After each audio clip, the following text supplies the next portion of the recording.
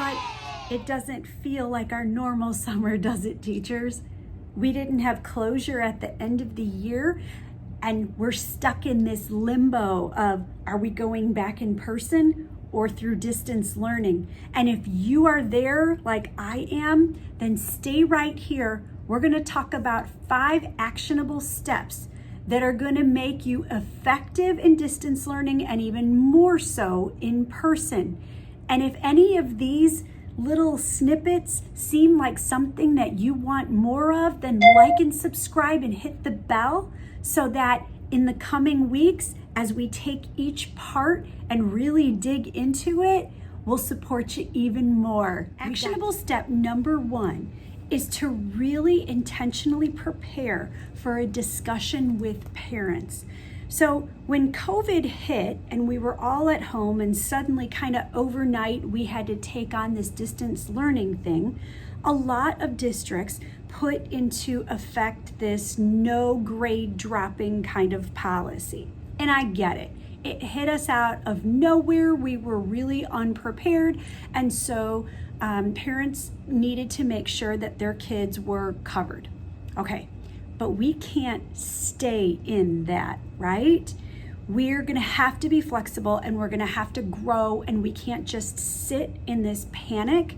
Now we're gonna have to learn to live with new normals. And so we're gonna have to talk to our parents about accountability for their kids, accountability for learning, about turning in assignments and grade changing and all of those things.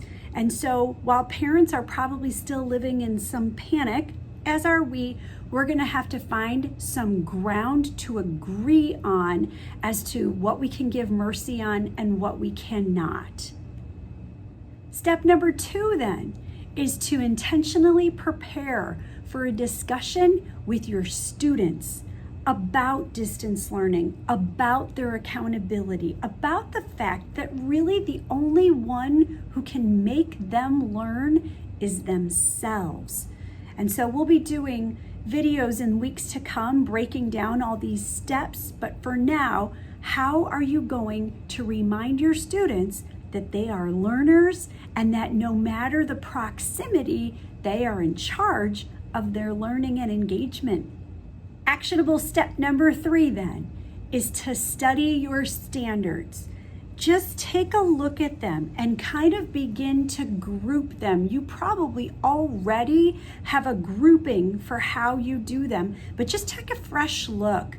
What can connect together so that you can make some projects based on the skills you're teaching? Part of distance learning and the difference in it is that there's much more independent creation time for students.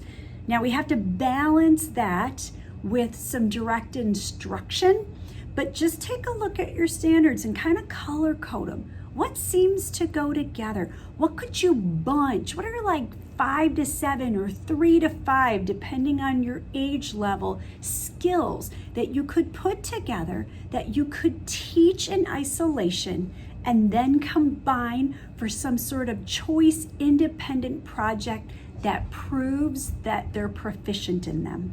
Step number 4 is to consider the structure of your classroom. So traditionally, you would think about how you're going to greet them at the door, how you have a bell ringer out for them already, how you have them busy while you're doing attendance. And those are all the things you're still going to think about, except you're going to think about how you can tie those things to technology so that if we're at school and suddenly we have to go be at home, we can do that as seamlessly as possible. How can we make it so that the transition is smooth if it needs to happen? Step number 5 is to hit your social emotional learning standards really hard in the beginning intentionally. Why? Because kids will be a little panicked, a little anxious, and we know that when anxiety goes up, performance goes down. So we need to teach kids early on, identify your feeling. What are you going to do about your feeling? And then deciding to work through your feeling. We need to teach kids from day one, especially this coming year, that no matter how you feel, there's work to be done, and that our emotions are not the truth of who we are and what we can do. That our emotions are one data point in a situation that needs to be analyzed. So, how can we figure out how we're feeling? How can we figure out how to process that in a healthy way so that we're not stuck in an emotion, so that we can move forward and learn? Hey, if any of these pieces sounded like something that you wanted to hear more about or in depth about, would you like and subscribe and hit the bell so that you'll find out every time we post one of these? We'll be breaking these parts individually and going into more depth just to support you as we think over the summer and get prepared for the fall. Thanks for watching, and take care of yourself so you can get up and teach.